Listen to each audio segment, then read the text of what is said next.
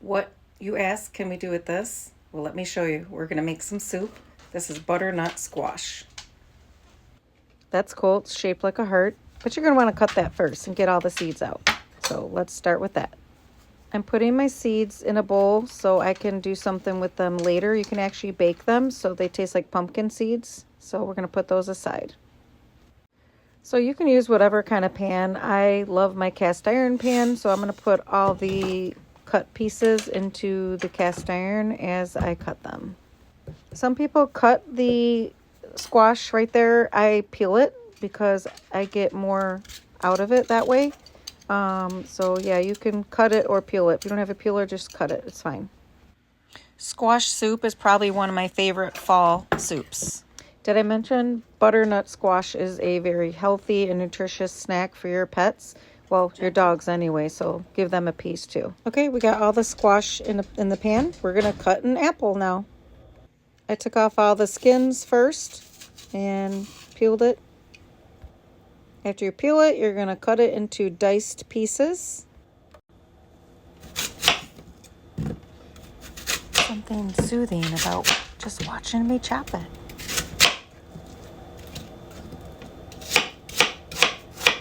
And you can use 2 apples if you want. I just used 1 today.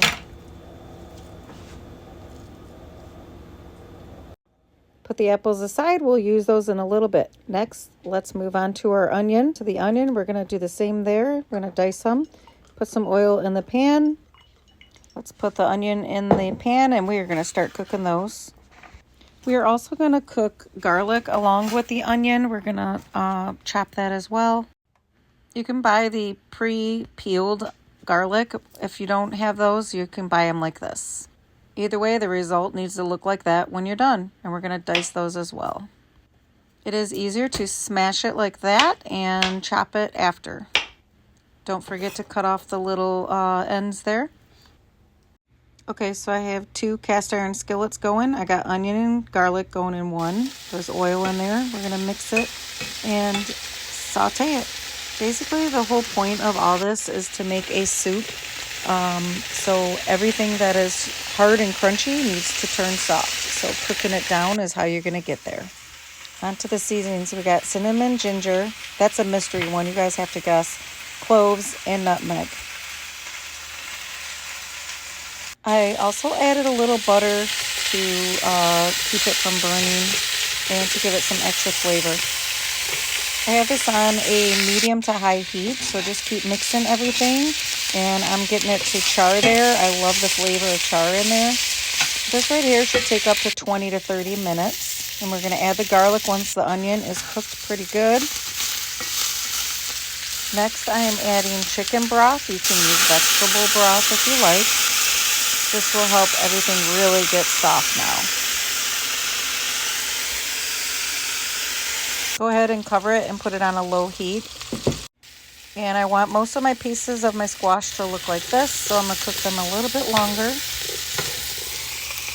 Time to start adding all of our spices. We got our cinnamon, our ginger, and our cloves. Just really light sprinkle on that one. Nutmeg. And did anyone ever figure out this one, what we're adding here? The mystery spice. Put it in the comments if you think you know what it is. Okay, we're going to add the apple. It's going to give it a slightly different taste than just the squash in there. We're going to let that cook, and then we're going to add more broth to that. So now the squash gets the portion of the chicken broth. There we go. We're going to let that simmer, and we're going to cover it. When I say simmer, that means we're turning down the heat now. And we're going to let it cook on low for like 20 minutes. I added salt and pepper. Here I'm adding some brown sugar as well to give it a little sweeter taste. You can add other things like curry powder, honey, whatever you like. Time to combine the 2 pans together. And we're going to let those simmer for a while together.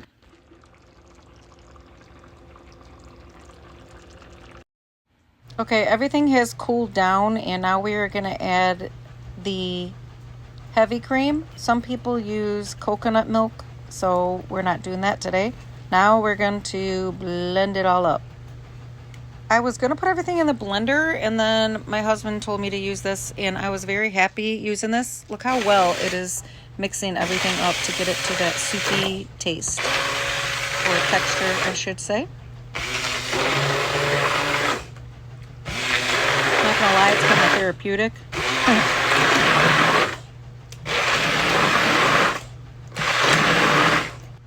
It's also good to stir and fold everything in. See how I'm turning my spoon as I go? That way it doesn't make a sloppy mess. This also allows you to see if there are any chunks left that you might want to blend out any further. Now would also be a good time to give it a taste test to see if you want to add any more salt or anything sweet to it. And finally, the taste test. It's good.